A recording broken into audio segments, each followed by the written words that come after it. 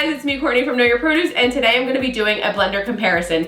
Yes, I have 5 blenders. I'm going to be giving 1 away to a friend and 1 away to a family member and keeping 3. I know for sure I'm going to be keeping my Vitamix 5200. This is my workhorse. It's my beast of a blender. She is always in my kitchen, and I also have a 32-ounce container.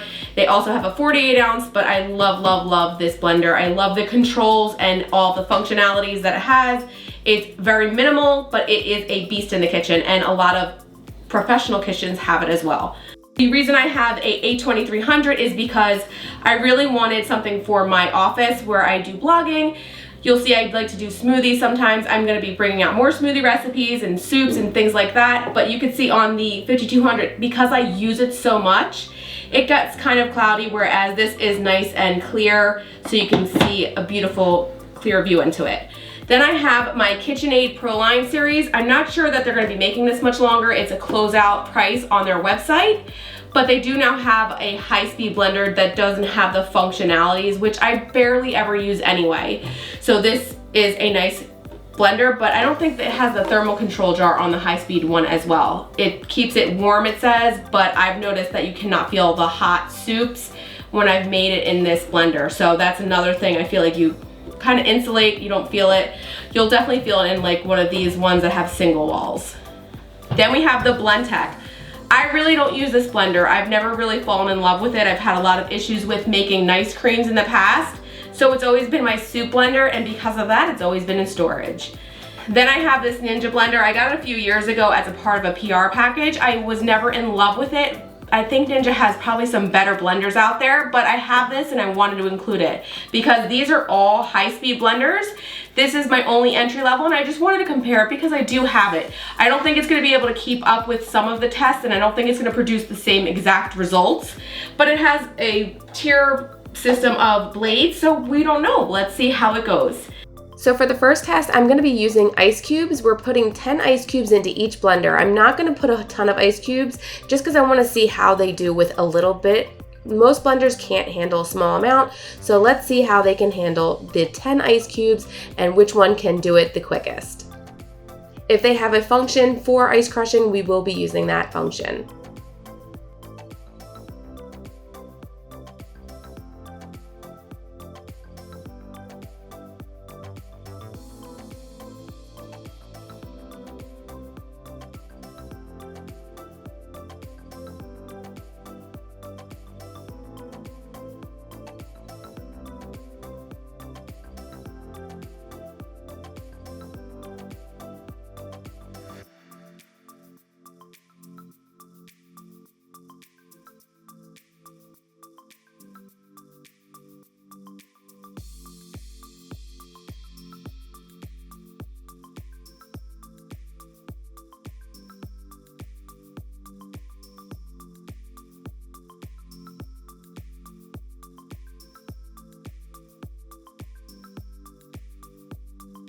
So I expected them all to be able to crush through ice, and they all did a beautiful job.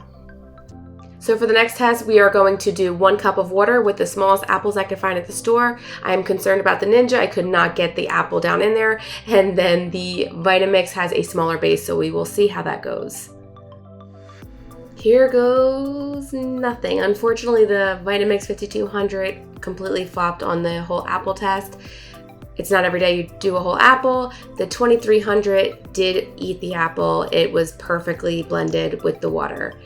Then the KitchenAid also did a beautiful job on blending that apple. You could not even tell there was an apple left. Again, the Blendtec also handled the apple really well. I feel like the wider base just really helped it. And then we have the Ninja, and with that blade, you just can't get it in, and that lid is so finicky. It's so difficult. I always have a hard time with it, even with getting the actual blender on the base. Moving the apple, tiny bit touching the blade didn't help. Then I did try the tamper tool with my 5200 because I love my 5200. I wanted it to work, and unfortunately it just did not work at all. You can see what happened to the apple in the Vitamix. That is about it. So now we're doing a smoothie test, and I did not do a thick smoothie, although I do like a thicker smoothie because the last two do not have a tamper tool. I just did a cup of water, the apple, and I did chop it down for the Vitamix and the Ninja with frozen fruit, fresh raspberries, chia seeds, spinach, and a half a banana per each blender. So if we look at all these blenders, we're gonna notice one thing, and I'm looking at color. I really see that the Vitamix 5200 has the richest green. Everything has the exact same amount of everything in it. I measured it with my scale, made sure everything was even. The water, the apples were pretty comparable. The only thing, the apple was like a few grams off of each. Nothing major, very marginal. I know my Vitamix is capable of making a hot soup, so we're using some canned tomatoes, we're using a fresh tomato, fresh garlic clove, a few spices, and I will actually have this tomato soup recipe on the blog soon. So let's see how they did. We've got hot soup. You can see it more against the lid. That is steaming hot. Well, the container's a little warm so that we can tell this one's So first I'm gonna pour in the Vitamix 5200. It is smooth and creamy and a perfect serving size for one. And then we're gonna do the Vitamix A2300, also perfect serving size for one and smooth and creamy. I'm hoping I do not burn my mouth. This is from the Vitamix 5200. It is steaming hot. I'm gonna blow on it a little bit. Hot. It's rich and creamy. It's really a hearty soup and perfect with like some crusty bread. The garlic is not raw. It doesn't have that bitter pungent garlic taste. I could keep eating this. So let's go to the next soup. I'm gonna try from the Vitamix A2300. My hands are burning.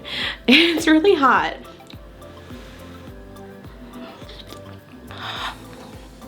Very hot.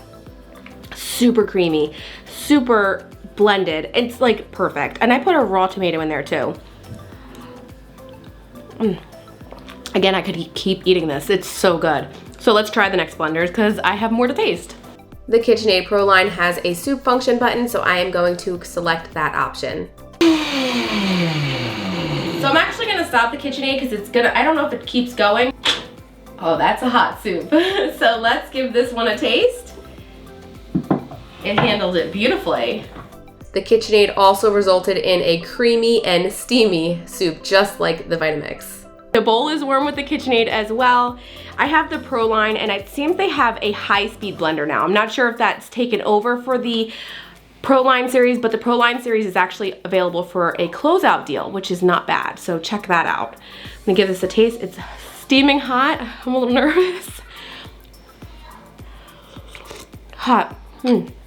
That one is really hot. They're all hot, but again, it tastes exactly the same. They all taste delicious. This is a recipe I've been working on, and I will be sharing the actual recipe. This is just a size down recipe, so I could put it in all the blenders and not have a ton of soup, but it's really, really good. On to the next. The soup button. Blendtec stopped on its own, and I don't think it could be. Well, it's steaming, but not really. It's not warm on the jar either, so I'm gonna actually put this on again and let it blend a little bit more. So when I first pour it out, it's very liquidy, and then the soup comes out, and I did blend this twice. So first impressions with the Blendtec, we've got a little bit of water when it came out. First, it was like a little bit of liquidy. I mixed it and it's fine, but the bowl is not as hot as the Vitamix or the KitchenAid. And then another thing is I did try twice. I pushed the soup button, and then again, I did let it go on high speed, and then it timed itself out. So I'm gonna give it a try. It's warm.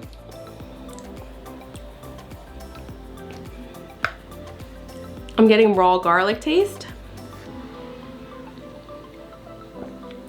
It tastes good, but it tastes different than the other three ones. The other three taste exactly the same.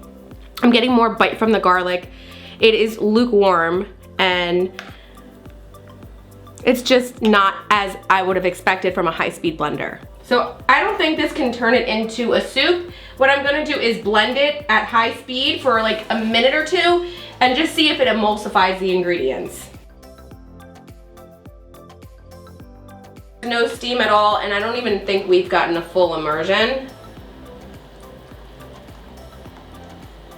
Oh, we did. So there we have that one. I still see some bits, but I think it did a good job on blending it. And I think you could put this into the pot and warm it up. So here we have the Ninja. It is nice and creamy, and I think for an affordable blender, you could just put this right into your pot and warm it up.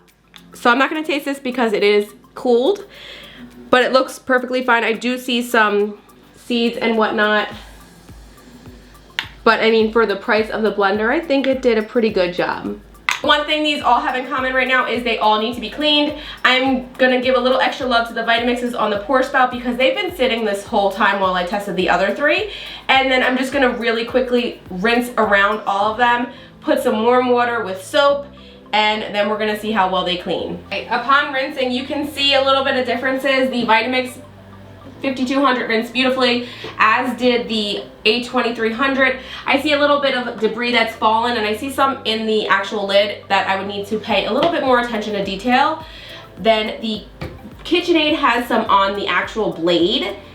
The Blendtec did great in the actual container, but if you look at the lid, it is full of sauce, and I did not want to keep babying that. I was trying to rinse it quickly, and I wanted to do it the same as I did as all of the other ones. I did not take this off for any of them to rinse that, and they're all clean, but the actual Blendtec is not. So that feels very loose. You're gonna have to clean the gaskets. It's not gonna clean that when you do these quick cycle cleans. This is not actually cleaning it. You still have to rinse it and do the work, but these did a beautiful job. KitchenAid has a clean button. We're gonna go ahead and use that. Onto the Blendtec. And we will stop that, and now we'll go on to the Ninja. And we're gonna go to. So I wanted to give them all about 30 seconds. I will say the best seal is the A2300. I have very marginal amount of anything on my hands. The 5200, I have a little bit on my hands. The KitchenAid, I see absolutely nothing. Like, there's no reason for me to even try to see if I can see something. The Blendtec did by far the worst. Like I said, that seal is just a little bit loose. So once you get to the top, it's like moving. So there's stuff in the top. I don't know if you could see it on the camera, but it's in there.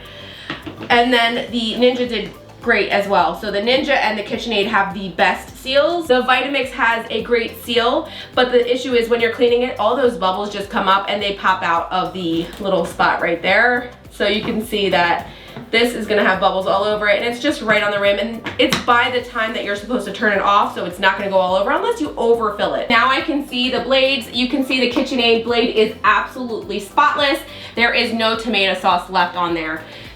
None of them have any issues with anything on the blade. There is zero debris, so I can easily clean these, and then I will have to give the lids extra attention, especially to the Blendtec and the Ninja. So we're gonna rinse these and do the nice cream test, and that will be our final test. So to make it easier on myself, I put them all in. I'm going to use their liquid measurements on each of them. They all have liquid measurements. I'm gonna put 1.5 cups of oat milk, and then I'm gonna also use some frozen fruit that I bought at the store just to make it super easy, and I didn't have to freeze a ton of fruit. So fruit at the store is perfectly good frozen. It's actually picked at optimal freshness, so we always recommend frozen fruits and veggies.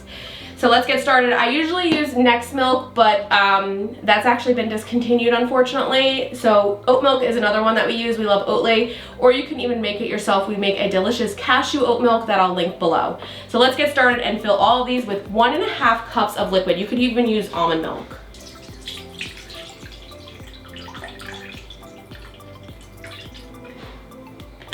All of them have 1.5 pounds of fruit, and then don't forget these first 3 blenders can use a tamper tool, so I will be doing those last because these don't, and I want to make sure that we can blend what's in there. I started off with the Blendtec, and I just knew right off the bat that it was going to be an issue, so I went right behind it because it was scooting off the counter. It was extremely loud. It was actually the loudest machine. I tried shaking it to get everything to go into the blades, but I ended up needing to mix it twice and use the ice cream function 3 times. Here's the Blendtec. I had to do it 3 times. It actually worked really well, but I had to mix it. I wish it had a tamper tool. With the Ninja, I needed to use the function twice, and then I also needed to scrape it down once, but the issue with scraping it down was that blade is so high up that I really couldn't get it really blended well. So here we have the Ninja. I'm gonna give it a taste. Extremely creamy. I needed to blend it twice and mix it once. So with all of the blenders, I actually blend them, and then if they had a tamper tool, I will use that. So I'm gonna see how far we can get the Vitamix 5200 before we actually use the tamper tool. My thing is, I actually never use this amount of liquid. This is a very loose mixture for me. It's super creamy, but it's much looser than I always make. But the thing was, I wanted to make sure the ones without the tamper tool could actually tackle this task a little bit. I wanted to give them a little bit of an edge because I knew the other ones were able to use a tamper tool. And I did find this recipe on the Vitamix website. Here we have the Vitamix. Extremely creamy. It really puts a lot of air when you use a Vitamix because it's so high powered, and it was the quickest blend so far. Also, I know I've used a lot less liquid in my Vitamix, so it could have handled that beautifully even with a lot less milk. The other ones, I don't think so. The Vitamix A2300 definitely needed to use the tamper tool a bit, so I just got right in there. It really drives it down into the blade, but the part does not hit the blade actually because it stops at the top, which you need to use the lid with this, obviously. Here we have the Vitamix A2300. Super creamy and delicious, just like all of them so far. So just like the Vitamix, I did need to use the tamper tool with the KitchenAid, but I find that the KitchenAid is very comparable to the Vitamix. It's a bit heavier, it's almost double the weight of the Vitamix, where the KitchenAid is 21 pounds and the Vitamix 5200 is 10 pounds and 9 ounces. I will say that I am surprised that the KitchenAid Pro Line series wasn't as well known as the Blendtec and the Vitamix because it is a really good blender. It heats the soup beautifully, and in this test, it's been doing everything really well. So here's the KitchenAid.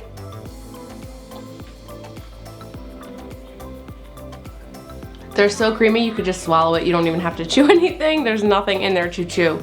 They all did a beautiful job blending, but I will say that the three with the tamper tool could use a lot less liquid, and they can still turn out a great product because you have that control with the tamper tool. So which blenders do I recommend? I'm gonna be honest, I love full control over a blender, and these four are high-speed blenders, and they are all a great buy, as well as the Ninja. The Ninja really held its own. In the Ninja, I've never gotten a super smooth smoothie. I'm not gonna get an emulsified smoothie like I would in these. I will say that I really favor Vitamix because I use them every day, as well as my KitchenAid as my backup.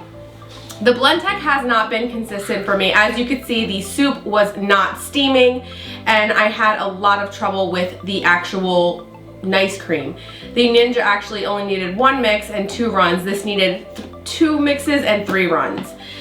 The high-speed blenders over here, the Vitamix 5200, the A2300 Vitamix, and the KitchenAid Pro Line all had no issue because they have a tamper tool and I get full control. I really like a blender that lets me have that kind of control, especially the Vitamix. I can really play with the variable speed as well as the actual speed here, and then I could just go to the high speed. So this one always stays in my kitchen. It's in a lot of restaurants. I always see Vitamix in Jamba Juice and Blendtec in Smoothie King. I'm not sure if I'm mixing those two up, but these are really the main blenders that a lot of people go to. But I really think the KitchenAid shined in this review. I would put it right next to my Vitamixes. I think these three are gonna be my top 3 picks. I love this one just because it's always in my kitchen. I have a 32-ounce container as well, so it fits under my counter. I use this for all of my blogging needs. I love the both of these very much so, and if anything happened to any of those, this would be my backup. So I'm going to be giving this one to one of my family members and this one to one of my friends. These are great blenders, but I just don't need 5 of them. I hope you guys got something out of this review, and I will see you guys soon with another delicious tip or video. Bye guys.